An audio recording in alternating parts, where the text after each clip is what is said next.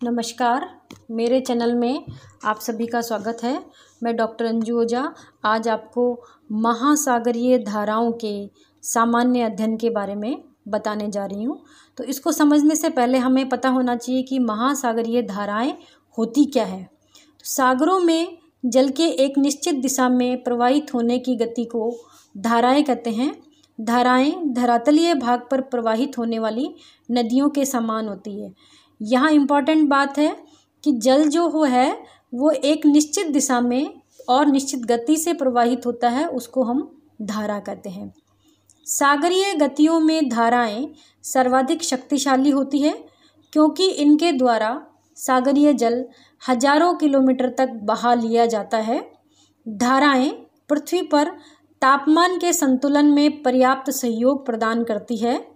तापमान के आधार पर महासागरीय धाराएं दो प्रकार की होती है। नंबर 1 है उष्ण धारा और नंबर 2 है ठंडी धारा। धाराओं की गति, आकार तथा दिशा में पर्याप्त अंतर होता है।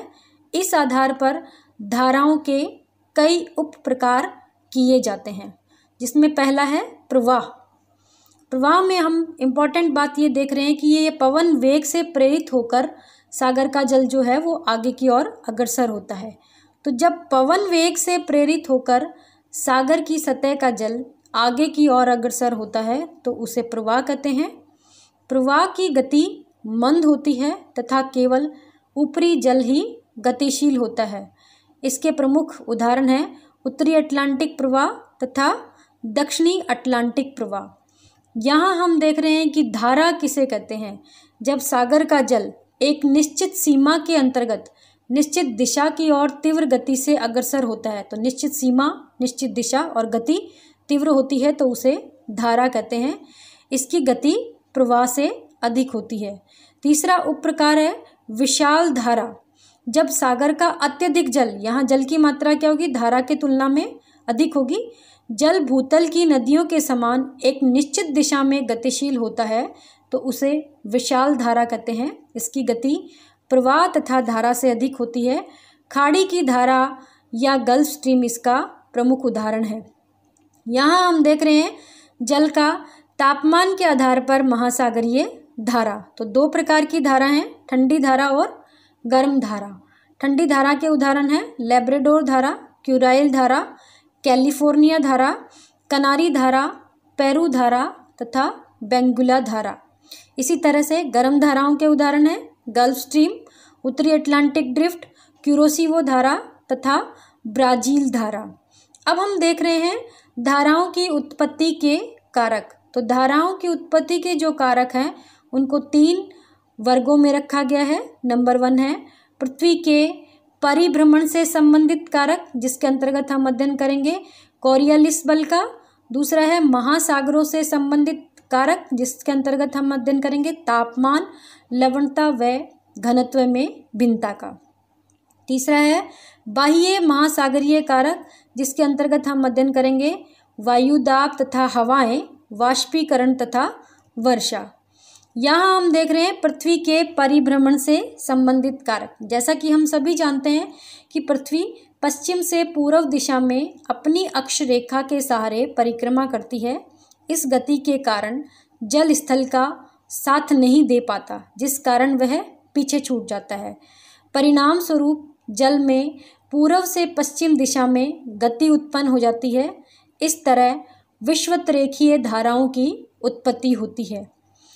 कभी कभी कुछ जल की परिभ्रमण दिशा की ओर अग्रसर हो जाता है, जिस कारण प्रति विषुवतरेखीय धारा की उत्पत्ति होती है। तो जब जल पृथ्वी की परिक्रमा के साथ उसके साथ नहीं जा पाता तब तो विषुवतरेखीय धाराओं की उत्पत्ति होती है, और कुछ जल यदि चला जाता है तो उसके द्वारा प्रति विषुवतरेखीय धारा की उत्पत्ति होती है। यहाँ हम देख रहे हैं पृथ्वी की परिक्रमा का धाराओं की दिशा पर भी प्रभाव होता है। उत्तरी गोलार्ध में विषुवतरेखा से ध्रुवों की ओर तथा ध्रुव से विषुवतरेखा की ओर चलने वाली धाराएं अपनी दाहिनी ओर झुक जाती है। इसी तरह दक्षिणी गोलार्ध में धाराएं अपनी बाईं ओर झुक जाती है। दूसरा कारक हम देख रहे हैं सागर से संबंधित कारक, जिसमें हम तापमान, लवणता व घनत्व इत्यादि के बारे में देखेंगे, ये किस तरह से धाराओं की उत्पत्ति को प्रभावित करते हैं। तो नंबर 1 है तापमान में भिन्नता। सभी जानते हैं कि विषुवतरेखीय भागों में सूर्य की किरणें वर्ष भर लंबवत चमकती है, जिस कारण अत्यधिक सूर्य ताप के कारण जल का तापमान ऊंचा हो जाता है। परिणाम स्वरूप जल का घनत्व अत्यधिक कम हो जाता है और विषुवतरेखीय जल धारा के रूप में गतिशील हो जाता है। इस तरह विषुवतरेखा पर जल की आपूर्ति के लिए ध्रुवों की ओर से विषुवतरेखा की ओर अधः प्रवाह प्रारंभ हो जाता है। यहाँ हम दूसरा कारक देख रहे हैं, लवणता में भिन्नता। लवणता के बारे में विस्तृत रूप से हम पहले के वीडियो में अध्ययन कर चुके हैं। अधिक लवणता वाले भाग में जल का घनत्व अधिक हो जाता है, जिस कारण जल नीचे बैठता है, जबकि कम लवणता वाले भाग में जल का घनत्व अपेक्षाकृत कम होता है, जिस कारण खारे भाग से जल अधिक खारे भाग की ओर गतिशील हो जाता है। ऊपरी सतह से नीचे अधिक खारे भाग का जल कम खारे भाग की ओर अधः प्रवाह के रूप में चलने लगता है। इस तरह की धाराएं खुले तथा बंद सागरों के मध्य चला करती है। ये बहुत बार पूछा गया है कि अटलांटिक महासागर से जिब्राल्टर जल डमरू मध्य से होकर रूम सागर की ओर धारा चलने का क्या कारण? तो यहाँ लवणता के कारण ही ये धाराएं चलती है। रूम सागर की सतह से नीचे का जल अधः प्रवाह के रूप में अटलांटिक महासागर की ओर चलने लगता है। इस तरह की धाराएं लाल सागर और अरब सागर के बीच में भी चलती है। उसका भी कारण है लवणता में भिन्नता। बाल्टिक सागर से उत्तरी सागर की ओर तथा उत्तरी सागर से बाल्टिक सागर की ओर अधः प्रवाह निश्चय ही लवणता में विभिन्नता के कारण उत्पन्न होता है। तीसरा कारक है घनत्व में भिन्नता। ध्रुवीय भागों में न्यून सूर्य ताप के फलस्वरूप तापमान के कारण उच्च घनत्व पाया जाता है, परंतु हिम के पिघलने के कारण लवणता कम हो जाती है, जिस कारण घनत्व कम हो जाता है। परिणाम स्वरूप ध्रुवों से ठंडे जल की धाराएं विषुवतरेखा की ओर चलने लगती है। तो ध्रुवों से जो ठंडे जल की धाराएं विषुवतरेखा की ओर चलती है, वो घनत्व में भिन्नता के कारण चलती है। दबाव से भी घनत्व में अंतर आता है। सागरों में ऊपर से नीचे की ओर जाने पर दबाव बढ़ता जाता है, जिस कारण घनत्व भी अधिक हो जाता है। इस सागरों के ऊपरी भाग में हल्का जल तथा गहराई में भारी जल मिलता है, जिस कारण जल में लंबवत गति होती है। यहाँ हम देख रहे हैं बाह्य सागरीय कारक जो सागर से बाहर काम करते हैं। उसमें नंबर 1 है वायु दाब तथा हवाएं। जहाँ पर वायु दाब अधिक होता है, वहाँ जल के आयतन में कमी के कारण जल तल नीचा हो जाता है। इसके विपरीत कम वायु दाब वाले क्षेत्रों में जल तल ऊंचा हो जाता है, जिस कारण उच्च जल तल से निम्न जल तल की ओर जल गतिशील होता है। परिणाम स्वरूप धारा की उत्पत्ति हो जाती है। प्रचलित अथवा सनातनी हवाएं धारा की उत्पत्ति में महत्वपूर्ण भूमिका अदा करती है। जल सागरीय जल के ऊपर से होकर जब हवा चलती है, तो वह अपनी रगड़ के कारण जल को अपनी ओर बहाकर ले जाती है। अधिकांश धाराएं सनातनी हवाओं का ही अनुसरण करती है। उदाहरण के लिए व्यापारिक हवाओं से प्रेरित होकर विषुवतरेखीय धाराएं पूर्व से पश्चिम की ओर चला करती है। अटलांटिक महासागर में गल्फ स्ट्रीम तथा प्रशांत महासागर में क्यूरोसिवो धारा पछुआ हवा की दिशा का ही अनुसरण करती है। हिंद महासागर में मानसून हवाओं की दिशा में 2 बार परिवर्तन के कारण धारा की दिशा में 6 महीने के बाद परिवर्तन हो जाता है। पृथ्वी की परिभ्रमण गति के कारण धारा की दिशा में झुकाव हो जाता है। उत्तरी गोलार्ध में यह झुकाव दाहिने हाथ की ओर तथा दक्षिणी गोलार्ध में यह बाएं हाथ की ओर हो जाता है। हवाओं से प्रेरित धाराएं महाद्वीपीय किनारे पर पहुंचती है, तो वहां जल की मात्रा अधिक हो जाने से जल का तल ऊंचा हो जाता है, जिस कारण नई धाराओं की उत्पत्ति होती है।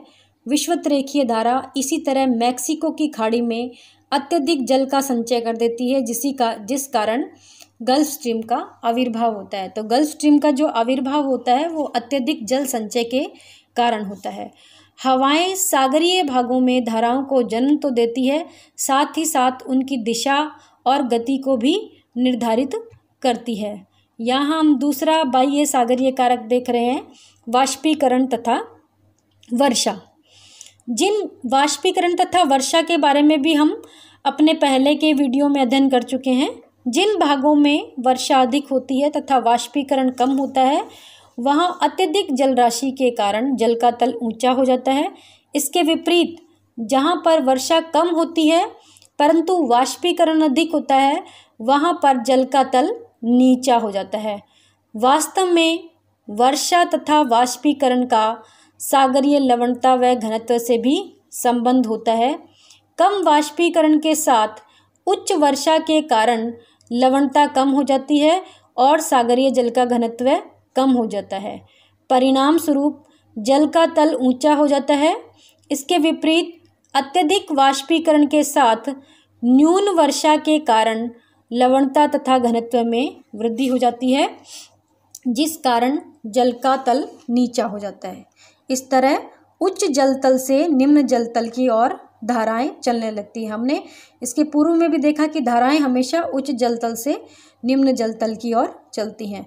विषुवत रेखा पर उच्च वर्षा एवं न्यून वाष्पीकरण के कारण उच्च जलतल होने से उच्च अक्षांशों की ओर धाराएं चलने लगती है। ध्रुवीय भागों में कम वाष्पीकरण किंतु हिम के पिघलने से प्राप्त जल की अधिकता के कारण धाराएं मध्य अक्षांशों की ओर चलती है। रूम सागर में उच्च तापमान के कारण अपेक्षाकृत अधिक वाष्पीकरण के कारण सागरीय लवणता में वृद्धि हो जाती है। परिणाम स्वरूप घनत्व बढ़ जाता है तथा अटलांटिक महासागर के रूम सागर की ओर धाराएं चलने लगती है। यहाँ हम देख रहे हैं धाराओं की दिशा में परिवर्तन लाने वाले कारक कौन कौन से हैं। तो तट की दिशा तथा आकार, नंबर 2 तलीय आकृतियाँ, नंबर 3 मौसम परिवर्तन, नंबर 4 पृथ्वी का परिभ्रमण। यहाँ हम बात कर रहे हैं तट की दिशा तथा आकार। जब महाद्वीपीय भाग सागरीय दिशाओं धारा की दिशा में लंबवत रूप से पाए जाते हैं तो धाराओं के मार्ग में अवरोध उत्पन्न हो जाता है तथा धाराएं महाद्वीपीय तट के समानांतर चलने लगती है। तो हम देख रहे हैं कि किस तरह से तट की दिशा और आकार धाराओं की गति और दिशा को प्रेरित कर रहा है। विषुवत-रेखीय धारा ब्राज़ील तट से टकराने पर दो भागों में विभक्त हो जाती है। उत्तरी शाखा खाड़ी की धारा के नाम से संयुक्त राज्य अमेरिका के पूर्वी तट के सहारे चलने लगती है तथा दक्षिणी शाखा ब्राज़ील की धारा के नाम से ब्राज़ील तट के सहारे दक्षिण की ओर चलने लगती है। हिंद महासागर में मानसूनी धाराएं भारतीय तट के अनुरूप ही प्रवाहित होती हैं। दूसरा कारक है तलीय आकृतियाँ। धाराओं के मार्ग में अंतःसागरीय कटक होते हैं जो तो धाराएं कुछ दाहिनी ओर मुड़ जाती हैं। गल्फ स्ट्रीम स्कॉटलैंड के पास जब विविल थॉम्सन कटक को पार करती है तो वो दाहिनी ओर मुड़ जाती है। उत्तरी विषुवत-रेखीय धारा मध्य अटलांटिक कटक को पार करते समय दाहिने ओर मुड़ जाती है। तो इस तरह हम देख रहे हैं तट की दिशा तथा आकार और तलीय आकृतियाँ किस तरह से धाराओं को प्रभावित कर रही हैं। तीसरा कारक है मौसम परिवर्तन।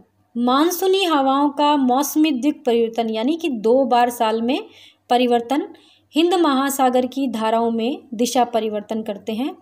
शरदकालीन उत्तरी पूर्वी मानसून के समय मानसूनी धाराओं के तट के सहारे दिशा पूर्व से पश्चिम होती है, जबकि ग्रीष्मकालीन दक्षिणी पश्चिमी मानसून के समय धाराओं की दिशा बदलकर उत्तरी पूर्वी हो जाती है। चौथा कारक है पृथ्वी का परिभ्रमण। पृथ्वी के पश्चिम से पूर्व दिशा में घूर्णन के कारण धाराओं का मार्ग प्राय गोलाकार हो जाता है। पृथ्वी के परिभ्रमण के कारण धाराएं उत्तरी गोलार्ध में अपनी दाईं ओर और दक्षिणी गोलार्ध में अपनी बाईं ओर मुड़ जाती है। इसी के साथ हमारा ये विषय यहीं पर समाप्त होता है। अंत में आप सभी का धन्यवाद और धाराओं से संबंधित प्रशांत, अटलांटिक तथा हिंद महासागर की धाराओं का अध्ययन हम अपने अगले वीडियो में करेंगे। धन्यवाद।